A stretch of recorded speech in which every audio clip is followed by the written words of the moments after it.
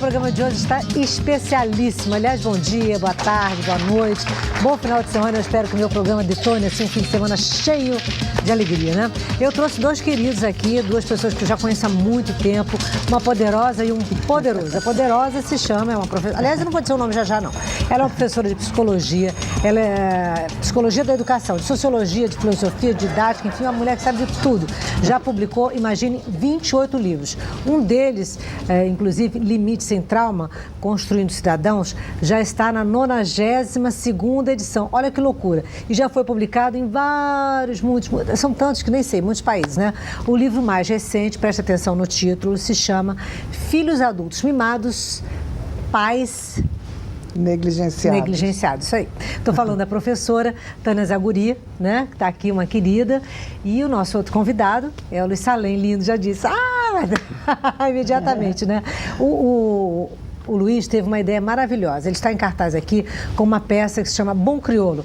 Imagina onde? Chuta, onde é que está em cartaz? Na Marina da Glória, isso mesmo. O espetáculo é encenado numa escuna. Olha que chiquérrimo. É exatamente o que eu disse, numa escuna, lindo de morrer. Já imaginou você assistir uma peça com a Baía de Guanabara ao fundo, você andando, navegando, né, Salem? Navegando sobre as águas da Baía de Guanabara. Que ideia genial, hein? Como é que foi essa ideia? Isso foi um sonho, aliás, na verdade. Bom dia a todos, né? Bom dia a todo mundo.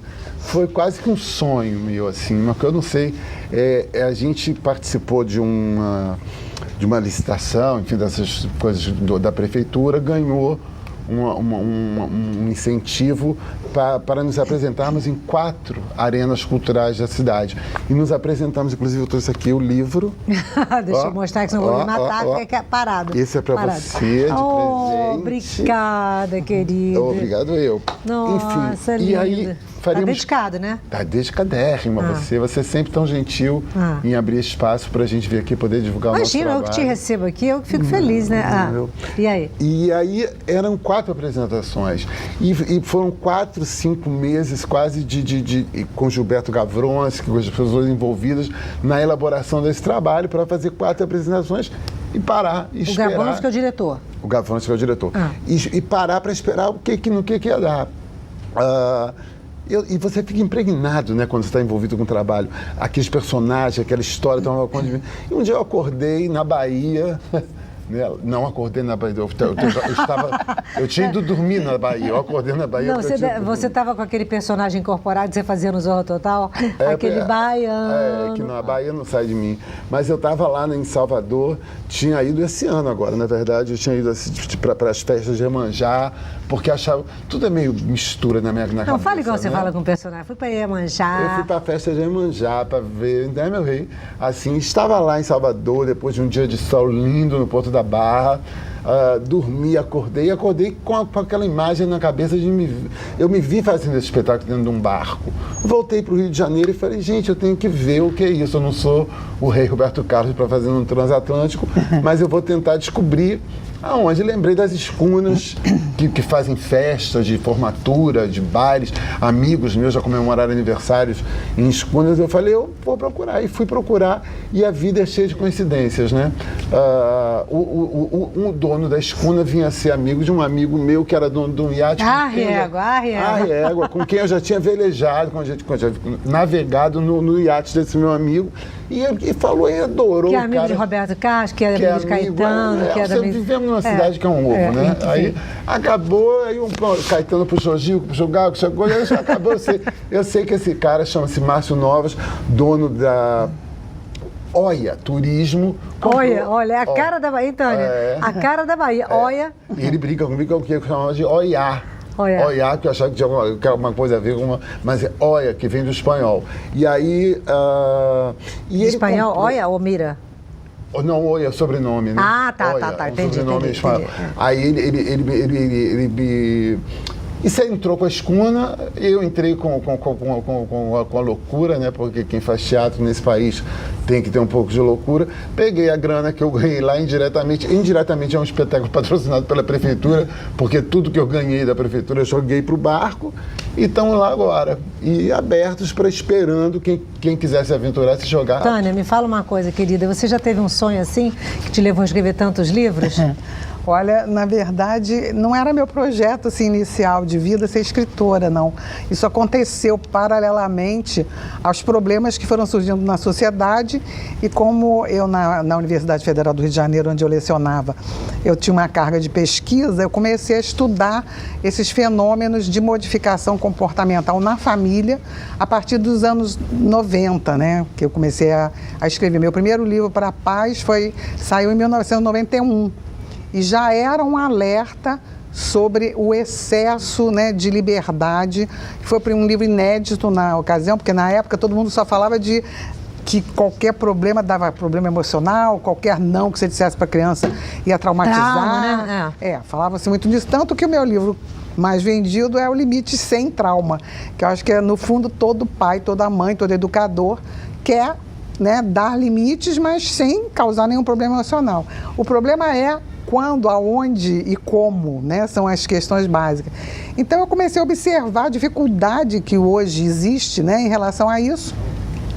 E comecei a pesquisar primeiramente com famílias, depois eu comecei a escrever porque eu achei que valia a pena os resultados desses estudos. Então, eu tenho uma série de livros que trabalhavam a questão da infância, como você vai educar os filhos na infância.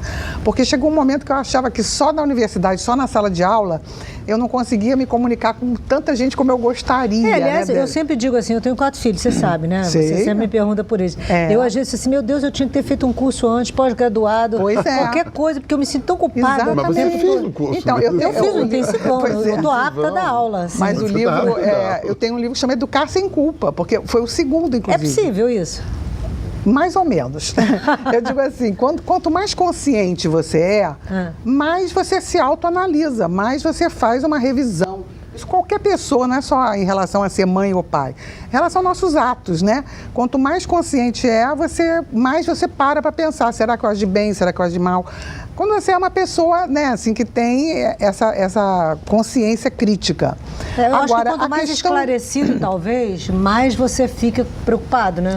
Exatamente. Então, e a outra coisa que eu digo também, mas é que hoje a culpa começou a acontecer de uma maneira inadequada. Tipo o quê, por exemplo? Tipo assim, a culpa, eu sempre digo que a culpa é boa ou má. A culpa boa é aquela que faz você rever as tuas posturas e mudar a tua postura, né? Então você progride.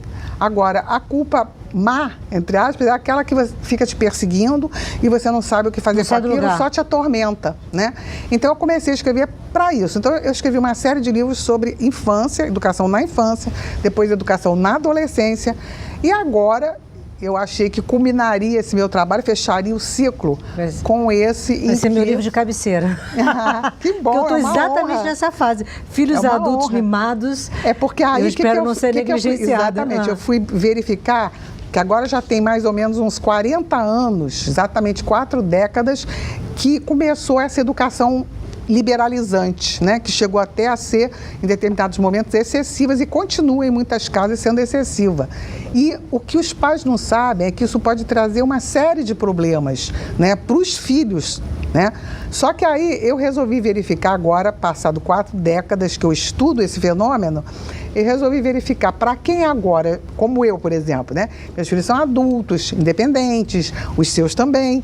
Então, já cresceram, a gente já fez o nosso papel, eles já estão meio que soltos no mundo. O que redundou dessa mudança que a gente introduziu na família? Né? Que foi a minha geração que começou com esse liberalismo. E aí eu fiz um trabalho de campo primeiro, com 102 pais que eu entrevistei, todos tinham que ter filhos adultos que já são pais por sua vez, né? Ah, tá. Porque justamente o momento que você se transforma em pai ou mãe, lógico, está incluído aí, é um momento especial na vida de todo mundo. Quem é pai e mãe como nós, a gente sabe, né? É um amor avassalador. Nossa é uma senhora. coisa que você... eu acho que não existe amor igual. Como é que você é como filho? Fala a verdade. Eu era um filho bárbaro, amoroso, carinhoso. Vocês moravam juntos na mesma casa? Nos últimos 20 anos, sim, porque ela ficou adoentada e teve que voltar a viver comigo e eu cuidei dela até isso é que é bacana. Tá vendo? Mas ela te colocava muitos limites? Quando eu era garoto? Ela colocava limites, mas que limite que a minha geração veio para quebrar os limites. Mas tipo o que ela fazia, por exemplo? As coisas normais de mãe, né? O horário de chegada quando era adolescente. Minha mãe era muito preocupada com uma coisa, é muito engraçado isso, né? Ela era muito preocupada com drogas, porque eu sou dos anos 70, começo dos anos 70, que tinha essa coisa da droga. E quando eu falo droga, eu estou falando de maconha, estou nem falando dessas drogas agora tem muito que mais. Agora são os êxtase, cocaína. as coisas, Nossa, como é que chama? agora As tem muito sintéticas, mais, né? né? Que é uma loucura. A mamãe era muito preocupada com isso e eu nunca gostei de drogas. Nunca usei, assim, nunca usei, e não era por caretice, porque eu não gostava, experimentei, não gostei, e não sei o que era, mas ela sempre me perseguia muito com aquilo, né? E você Mas foi brigava uma com ela? Só depois, já rapaz, com 20 anos, que ela se convenceu, que eu falei, mas pelo amor de Deus, entendeu? Se eu quisesse, eu agora posso fazer o que eu quero da minha vida, mas eu não faço. Mas minha mãe me dava limite, ela foi uma mulher muito interessante nesse sentido, ela me educou, me criou, e o meu livro é dedicado a ela. Ai, que delícia! Meu livro é dedicado a ela. E eu faço uma brincadeira com a palavra soul, né? Que é alma. Em inglês eu falo, é dedicado à minha mãe. Soul da alegria. Soul em inglês, por ela sou o que sou.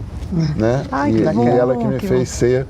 Eu não quero ser indiscreta, Mas mas você teve contato com seu pai? Se você não quiser, não Muito responda. muito pouco. Meu pai era... Eu tive pouquíssimo contato com meu pai e o pouco que tive, muito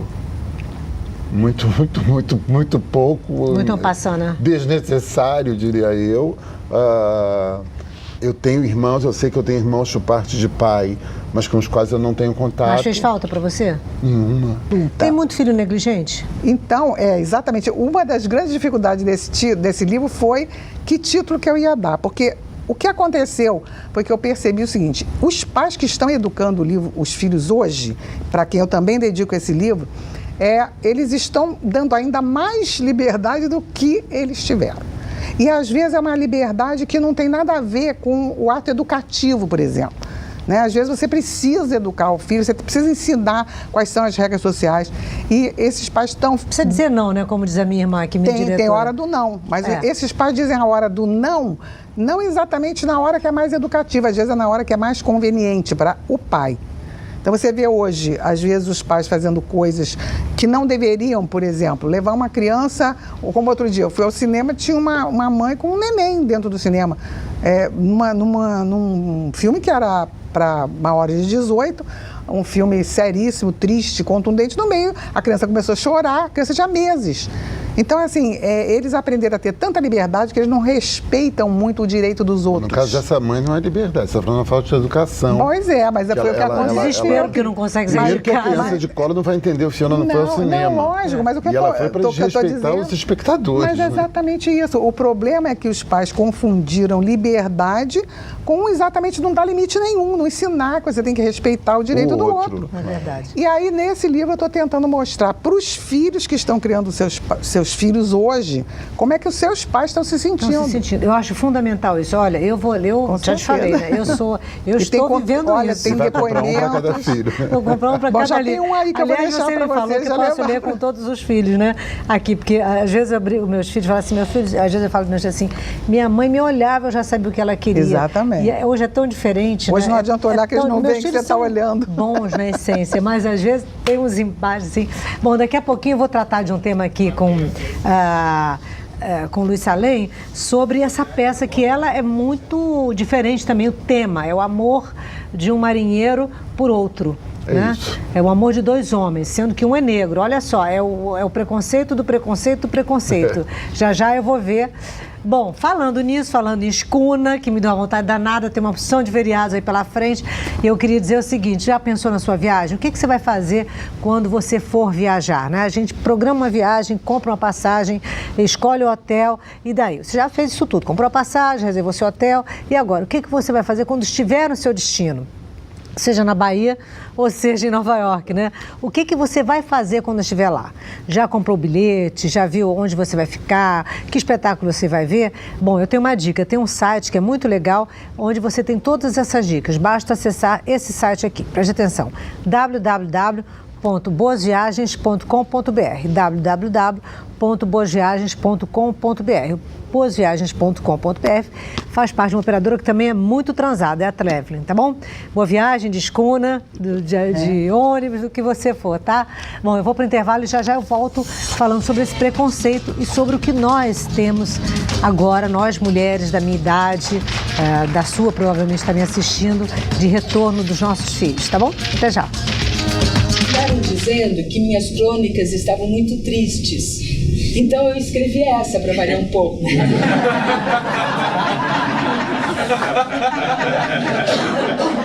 Pois, como já dizia Cecília Mia Farrow em Rosa Púrpura do Cairo, encontrei o amor.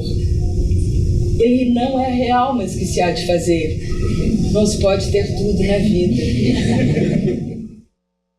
Quando eu passo, às vezes, por aquela esquina, espio sempre a outra rua por trás da igreja e, mesmo sem querer, sem perceber claro o que sinto, lembro daquela tarde em que fui visitá-lo pela última vez e depois voltei andando pela rua com árvores tão altas que as suas copas se encontram lá no alto, formando como um túnel redondo, irregular, pensando coisas que nem lembro mais.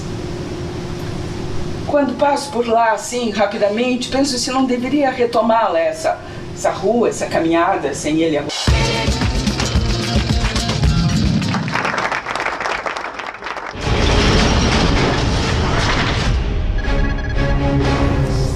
Engesig.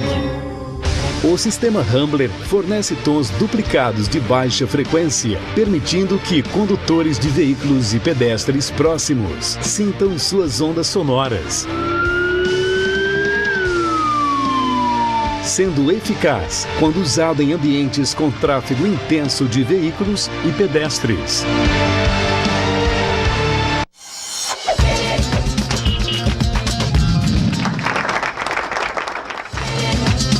Ai, que delícia, jornal bom esse aqui o dia, né? Não deixe de ler não, porque você vai curtir muito. É um jornal muito especial, fala de tudo. Servidor público, problemas, soluções, arte, teatro, televisão. Falando nisso, deixa eu apresentar para você que infelizmente perdeu a primeira parte do programa, já estamos na segunda dos meus dois convidados. Tânia Zaguria, né, que veio conversar com a gente. A Tânia precisa de uns 7 programas para a gente conversar, né? Filhos adultos mimados, pais negligenciados. É verdade, viu? Preste atenção nisso. E Luiz Salem, meu querido amigo, gostando de você, sabia, Luiz? Também. Enfim, o Luiz está fazendo um espetáculo que, na verdade, é um drama, né? É um drama que ele é um ator de todo o espetáculo, né? É isso. E é baseado num texto escrito em 1895, isso? 1895, por Adolfo Caminha, chamado Bom Crioulo, e ele trata desse preconceito, né? É um triângulo amoroso, na verdade, entre um negro marinheiro, ex-escravo, que se apaixona por um jovem grumete de olhos azuis, vindo de Florianópolis, e entra em cena o terceiro componente, que é uma mulher, uma portuguesa. Mas por que o nome dela é Bunda? Não sei. Na verdade, o livro tem uma coisa muito contemporânea. Como é o nome dela mesmo? É Carolina, mas ela mesma se apresenta no livro como que ela também é conhecida como Carola Bunda. Ah, sim. Né? O livro tem uma linguagem do caminho de época, não sei o que lá, mas muitas particularidades que remetem a gente para uma época atual. Por exemplo, eu estava conversando com a Tânia antes de entrar, falando para ela que o personagem do Bom Crioulo conhece, quando é escrito o livro, ele conhece Carolina sendo assaltada, a livrando de um assalto. Quer dizer, não é tão recente essa violência urbana. Ah, não é mesmo? Na nossa cidade. Imagina, ela era muito maior. Assim como também o preconceito, a homofobia. E o Adolfo Caminha consegue, em 1895, publicando esse livro, enfiar o dedo na chaga e tocar. Aliás, você sabe que o Milton Cunha esteve aqui conversando conosco, num desses programas que a gente fez, e ele contou que ele namora um negro, né? E ele disse, então, é homossexual e negro. É um preconceito forte, né? Quer dizer, é duplo, duas vezes foi atendido, né? Ela foi atendida 2 vezes para sofrer da ignorância alheia, né? Porque o preconceito nada mais é do que a ignorância. E, na minha opinião, assim, é tão terrível quanto você hostilizar alguém pela cor da pele, é você também segregar alguém pela sexualidade dela. Aliás, a sexualidade só interessa mesmo a própria pessoa. E o público demonstra isso? Porque o público que vai te ver, por exemplo? Olha, a gente teve experiências bárbaras nas arenas, quando nos apresentamos na Pedra de Guaratiba, Penha, Pavuna, Madureira. Depois a gente tinha debate com as pessoas e ouvíamos coisas... Tipo o quê? Tipo, coisas muito legais, que era quase que um laboratório para mim, né? Porque eu adaptei o livro. Então eu tinha muita curiosidade de ver a opinião daquelas pessoas, se elas tinham embarcado na história, se tinha ficado longa, se tinham compreendido o que a gente estava tentando falar. E aí e as trocas eram muito bacanas, muito legais de informações. Porque, infelizmente, a gente ainda vive... Não é? Nos nossos dias de hoje, né, o preconceito racial ainda apesar de ser uma coisa velada, disfarçada, né, não tanto quanto a homofobia, que é muitas vezes escancarada e difícil de entender. E o livro do Caminha trata, e foi exatamente isso que me atraiu muito na possibilidade. Mas tem humor também, não tem? Você faz um stand-up comedy no meio. Tem um momento que eu conto que é a história do livro, não do romance. Mas a história do livro é quase uma piada. Porque tipo o o quê, por exemplo? Ele foi perseguidíssimo, o livro... desde o seu lançamento, ele é perseguido pela crítica, ele é lançado na Velha República, é perseguido durante a Nova República, aí eu falo que vem República, sai República, até no governo Vargas, ele só volta, o livro só volta a existir, assim, na década de 1980 do século passado, que é quase um século depois, quando ele é traduzido para o inglês, para o Deixa eu dar uma olhadinha na peça. Ai, meu pai, olha aí. Deixa eu dar uma olhadinha na peça. Olha aí. Ai, que lindo. É lindo o lugar. Estremeceu diante daquele rio. Daquele rio muito largo, daquele rio muito calmo. Isso é a chegada dele. Onde via barcos, vogando em todos os sentidos. Uns à vela, outros deitando fumaça. Ingênuo. Amaro aproximou-se, sem pensar nas consequências de tal ato. Levado à presença dos oficiais da Marinha, mandaram-no tirar a roupa do corpo. Até ficou envergonhado com tamanho estardalhaço. Não havia osso naquele corpo de gigante. Deram então uma camisa azul de marinheiro e assim o fizeram aprendiz. Pouco tardou para que Amaro ganhasse a Oba, que lindo! A gente associa você muito à comédia, né? A comédia. Tem um momento lá que é engraçado. Ali, aquele pedaço é quando ele está chegando no porto, ele vai se transformar em marinheiro e o barco anda, viu? Aquilo ali vai acontece pouquinho antes da gente estar zarpando. Obrigada. Vamos lá, Tânia. Agora, Tânia, vem cá, me conta. Eu queria só frisar uma coisa. Eu sei que você tem muitos livros infantis, já ganhou vários prêmios, indicado ao Jabuti tantas vezes, né? Agora, me diz uma coisa, nos filhos adultos mimados, pais negligenciados, o que você acha mais importante? Eu vi a história de uma avó que se desdobra pelo filho e pelo neto, que faz uma festa, depois dá um cheque de presente. Esse foi um dos depoimentos, né? Eu tive depoimentos, assim, contundentes. E, assim, basicamente, o que eu consegui... juntar, né, estatisticamente, após esses 102 depoimentos, foi que os pais deram tanta liberdade, deram tudo o que puderam dar para os filhos e hoje muitos se queixam que os filhos não têm tempo de dar um telefonema para saber como você está, mãe? Simplesmente para saber de você, mãe, de você, pai, sabe? Não vão visitar os pais a não ser que precisem. Estou dando exemplos de depoimentos, né? Todos reais. Está precisando que a vovó fique com o neto para ele ir ao teatro, né? Então, aí ele lembra de ligar, mamãe, você pode ficar? Papai, não sei o que. Papai, me ajuda aí, quero mudar o carro, quero comprar um carro. Aí ele lembra. Agora, é impressionante, assim, os pais dizendo... Eu não tive do meu filho, olha, casou há 4 anos, ele só vem aqui quando eu convido. Se eu der um jantar, se for meu aniversário, aí eles vêm.